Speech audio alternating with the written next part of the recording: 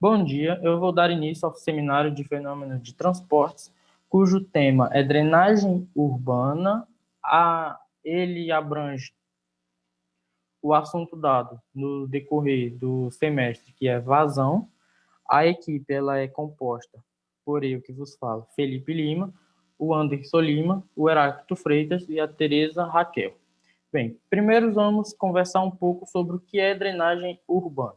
Bem, a drenagem urbana ela pode ser definida como um sistema para o escoamento da água, principalmente a água da chuva, para essa água não acumular, não gerando assim problemas tanto à cidade quanto à saúde. Falando um pouco sobre a importância da drenagem na construção.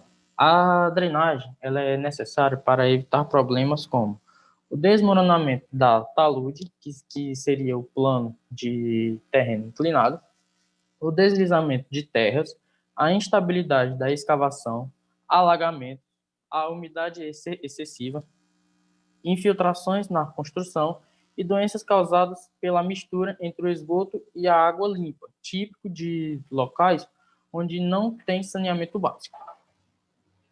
Eu trouxe aqui para vocês 4 tipos de sistemas de drenagem. O primeiro deles é o drenagem por sistema combinado. Mas o que é esse sistema combinado? Bem, o sistema combinado ele é aderido ao meio-fio. Ele é fabricado em concreto, ele tem uma excelente capacidade hidráulica, ele é totalmente adequado para ruas, rotatórias, estacionamentos, zonas urbanas e projetos de paisagismo, pois ele reduz a entrada de resíduos sólidos. E vale ressaltar que ele é combinado, pois ele agrupa a água pluvial, a água da chuva, mais o esgoto. Temos também o drenagem por sistema separado, que é basicamente a mesma coisa do sistema combinado, mudando apenas que a água ela é separada do esgoto, pois eles se comportam como dois sistemas distintos, com vários graus de diluição. Temos também a microdrenagem, que ela é um sistema de condutos pluviais a nível de loteamentos, ruas, casas, quadras e rede primária urbana. Temos também a macrodrenagem, que abrange córregos, rios, canais e galerias de maior parte. Falando um pouco sobre os tipos de drenagem. Os tipos de drenagem podem ser os naturais, que é, o, que é utilizando dos recursos naturais, como os rios, os córregos, lagos e etc. E tem também os artificiais, que são os construídos pelo homem, como os canais, as valas, as fossas, as manilhas de concreto, túneis e galeria. Eu escolhi aqui um para falar para vocês, que é o de manilhas de concreto. Vale ressaltar que ele é o tipo de drenagem mais utilizado na construção, nas construções. Ele é feito em concreto simples ou armado, em um formato circular, cujo diâmetro varia entre 300 milímetros e 3.000 milímetros. Essa variação de tamanhos, além da restrição de capacidade de água ou outras substâncias, também limita a seção utilizável de vazão da rede. Como já citei, ele é o mais utilizado e ele é indicado para drenar grandes áreas com maiores volumes de água, como estacionamentos, construções de pavimentos, como ruas, avenidas e etc. Bem, agora eu vou passar a voz para o nosso amigo Heráclito. Ele vai dar continuidade ao nosso trabalho. Olá, bom dia. O meu nome é Heráclito e eu vou falar sobre o processo construtivo de drenagem. Como a gente sabe, cada município ou localidade territorial que possui um bom sistema de drenagem, ele é regido de acordo com um conjunto de leis e normas vigentes daquela localidade própria, porque ele precisa atender a um conjunto de adequações ou especificidades únicas daquele distrito, daquele distrito. Para ser realizada a construção do sistema de drenagem, é de extrema importância você seguir um procedimento de instalação que vai desde a projeção até a execução final do projeto. E esse conjunto de etapas, eles se dividem primeiramente no estudo do terreno a ser localizado, que é, no caso, a parte correspondente ao que chamamos de levantamento topográfico, que passa a ser realizado corresponde ao levantamento topográfico da área, como se fosse uma espécie de estudo prévio a ser realizado antes a ser realizada a obra. Nessa fase, é a parte em que se conhece a área do terreno total a ser drenada e verifica-se o excesso de água. Além disso, ela é responsável por estabelecer um melhor layout, ou seja, um melhor desenho, um melhor mapeamento, um melhor projeto da área que vai ser trabalhada, e assim você projetar, no caso, né, fazer, no caso, as devidas especificações para, caso compreender ou abranger a estrutura que vai ser instalada no decorrer do procedimento. Que esse caso também é onde a gente compreende os principais pontos de fluxo de água, a elevação do terreno e os mecanismos que vão ser necessários para modelar essas áreas de acordo com suas elevações e também fazer um estudo completo acerca do lençol freático e das especificações do solo em geral. Depois que a gente faz o dimensionamento do terreno na área do levantamento topográfico, vem a parte da escavação, que é onde a gente vai ajustar o terreno, no caso, aquelas especificações que foram determinadas no processo anterior. No caso, é onde a gente vai cavar o terreno, vai, no caso, modelar a terra para desníveis que vai ter que ser ajustado, e para esse procedimento a gente usa o auxílio de um visor, que é um gabarito de madeira que percorre dentro da vala, ou seja, da trilha que vai ser instalada a encanação, e se esse objeto estiver de acordo ou alinhado com o eixo longitudinal, significa que a medição para a instalação da encanação ou da tubulação está correta. Depois que há o processo de escavação, aí vem o processo de concretagem do assoalho, que nada mais é do que a pavimentação daquela estrutura que foi escavada, ou então montagem de berço, como chama, que é você estender uma base plana de concreto, você concretar a estrutura escavada para que possa ser instalados os tubos. Possuem a finalidade de suporte estrutural e possuem uma base rígida para evitar problemas no sistema de drenagem, principalmente quando há o vazamento ou o desgaste do tubo.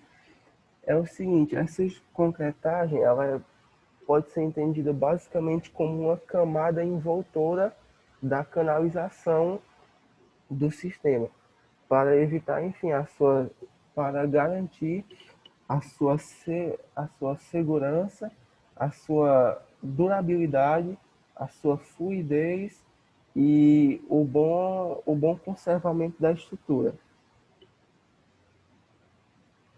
Depois que a estrutura escavada é assentada e pavimentada, há o assentamento do material. Esses tubos eles são instalados com auxílio de máquina, são as chamadas retroescavadeiras, de acordo com o diâmetro indicado na trilha feita escavada antes. Esse- e também você tem, mediante esse diâmetro, ele é com relação ao percentual de vazão ou líquido escoado em determinada área, pois os tubos que possuem maior escoamento vão ter um diâmetro maior e os tubos que possuem um menor escoamento vão ter um diâmetro menor. No caso, esses tubos eles também devem sempre estar em sequência alinhada de instalação, para evitar problemas como trincas, desmontes ou desgaste da canalização em geral. Seguindo pela última parte, há o aterramento do local, que é, no caso, a finalização ou a conclusão desse procedimento. Porque depois que a estrutura é pavimentada e assentada, instalado o material, o terreno ele vai ficar meio que desnivelado. Então, os engenheiros e calculistas eles vão aterrar ele de novo, nivelar os blocos que ficaram, no caso, abertos. Eles fazem esse procedimento com material de argila compacta em camadas, com o intuito de deixar a estrada que for realizada a obra bem pavimentada, nivelada e para que não apresente falhas e proporcione segurança, tanto para quem vai estar percorrendo, né, sentido de tráfego de carros e veículos em geral, ou até pessoas mesmo, e também evitar desgastes ou danos tanto próximos quanto em um curto período de tempo ao material instalado. Bom dia, meu nome é Tereza Raquel e a nossa equipe levou em consideração também alguns cálculos no sistema de drenagem e dentro desses cálculos é importante a gente levar em consideração alguns pontos, como as vazões no sistema, a intensidade de precipitação, o tempo de decorrência e o coeficiente de escoamento superficial. Bem, e aí como é feito o dimensionamento do sistema de drenagem? A gente utiliza um método racional, onde esse método ele permite analisar o escoamento superficial ao longo da bacia. E aí como é que é feito essa análise, né, esse cálculo? A gente vê que a vazão de pico, né, que ela vai ser dada em metros cúbicos por segundo, ela vai ser igual ao coeficiente de escoamento superficial, que ele é um valor adimensional tabelado, multiplicado pela intensidade da chuva, né, que a gente tem ela mililitro por hora, vezes a área de contribuição dada em hectares. Tudo isso dividido por 360. E aí, como eu havia falado, né, do coeficiente de escoamento superficial ou coeficiente de Hansen, ele é um valor tabelado, e aí quando a gente tem esse C igual a 1, ele significa que toda chuva ela irá escoar. Claro, né, esse coeficiente ele tem uma alteração aqui de acordo com a natureza da superfície, né? Se for um telhado perfeito, sem fuga, de 0 a 0,70 a 0,95. Se for uma superfície asfaltada e em bom estado, de 0,85 a 0,90. E aí, quando esse valor é igual a zero, né? Se esse valor for igual a zero, a gente tem que a chuva ela irá infiltrar, ou seja, ela não vai ter esse escoamento superficial. Bem, e como é calculada a velocidade? A gente tem aqui a equação, a fórmula de Meng, que essa velocidade média, ela vai ser o coeficiente de... Ela vai ser igual, a velocidade média ela vai ser o raio hidráulico elevado a 2/3 vezes a raiz da declividade média dividido pelo coeficiente de rugosidade de Meng, também é um valor tabelado. E como é que é feito o cálculo do raio hidráulico? O cálculo do raio hidráulico ele é feito pela área molhada, que ela é dada em metros quadrados, sobre o perímetro molhado. E aí, dependendo da geometria da seção, que a gente está analisando, ele também já vai dar a área de como a gente deve calcular, né? Por exemplo, se for uma seção plena, né, onde está passando o fluido total nessa seção, a gente tem que π vezes d ao quadrado sobre 4, sendo a área. O perímetro molhado vai ser π vezes o diâmetro. O raio hidráulico é o diâmetro sobre 4. E a largura superficial a gente não tem, porque é dada pelo diâmetro aqui. E aí a gente tem a meia seção, vazão máxima, isso aqui é de que a entrada do fluido. Aqui a gente tem essas geometrias, né, dadas aqui nessa imagem, que se o fluido ele for passar debaixo de uma ponte, pela galeria, pelo um bueiro, enfim. E aqui seria mais ou menos uma imagem mostrando como é feito, né, essa descarga como é que vai passar esse fluido, né? E aí a gente tem a intensidade de precipitação, que essa intensidade de precipitação é a quantidade de chuva que ocorre em uma unidade de tempo, né, milímetro por minuto, para uma chuva de determinado tempo de recorrência e com duração igual ao tempo de concentração da bacia. E como é que a gente calcula essa intensidade pluviométrica? Essa intensidade pluviométrica ela vai ser igual a A vezes o tempo de retorno em anos, esse tempo de retorno vai ser em anos, dividido pelo tempo de concentração da chuva, mais o C sobre D. E o que são esses valores de A, de C, de B e D? Eles são coeficientes e eles são alguns parâmetros relativos, né, que devem ser ajustados na equação. E aí, esse tempo de recorrência, ele pode variar com intervalos regulares de anos. Por exemplo, se uma precipitação de tempo de recorrência muito grande, ela pode ocorrer em determinada época do ano, independente da extensão e do início do período considerado. E aí, aqui a gente tem algumas disposições dos componentes. Aqui, por exemplo, a gente tem aqui uma rua e aqui uma avenida. E como é que é colocado essa distribuição desses componentes? Aqui a gente tem as bocas de lodo, aqui a gente tem uma caixa de ligação, e esse coletor aqui, ele vai ser justamente onde vai passar o fluido, né? Se vai ser por meio de uma drenagem por galeria, então aqui é a parte onde vai passar o fluido.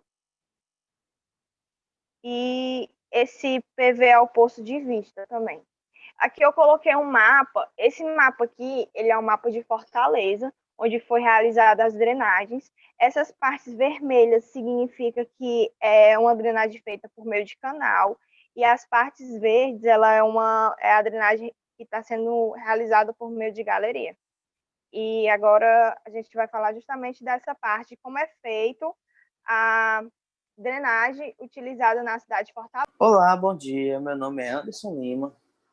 Como a Raquel citou anteriormente, eu vou estar falando sobre a drenagem utilizada na cidade de Fortaleza. Em uma boa parte do nosso país, como na cidade de Fortaleza, o nível do lençol freático é bastante elevado nas encostas.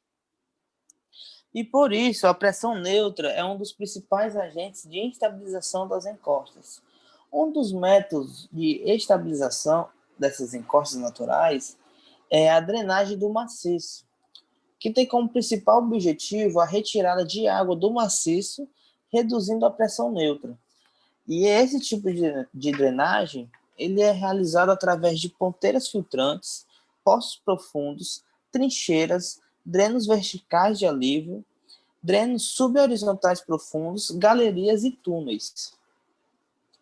Falando agora sobre drenagem por galeria, a drenagem por galeria trata-se de um conjunto de tubulações compostas por valas ou bocas de lobo, que tem como objetivo captar, transportar e drenar águas provenientes da chuva, impurezas sólidas e líquidas de áreas urbanas e transportar isso até rios, córregos ou canais. E também é importante que essas galerias não tenham contato com dejetos humanos ou outros resíduos, como por exemplo dos esgotos. para evitar contaminação e poluição dos mananciais. A sua instalação e manutenção é de responsabilidade do poder público municipal, precisando constantemente de manutenção para evitar obstrução do fluxo. Portanto, os resultados trazidos pela efetivação de um bom sistema de drenagem urbano é responsável por sanar problemas de grande parte da população, reduzindo assim alagamentos, melhorando o tráfego de pessoas e veículos, minimizando a ocorrência de acidentes por deslizamentos e também baixando a incidência de alguns casos de doenças advindas de lixos e esgotos. E eu vou falar agora sobre também algumas obras realizadas em Fortaleza, algumas obras de drenagem realizadas em Fortaleza.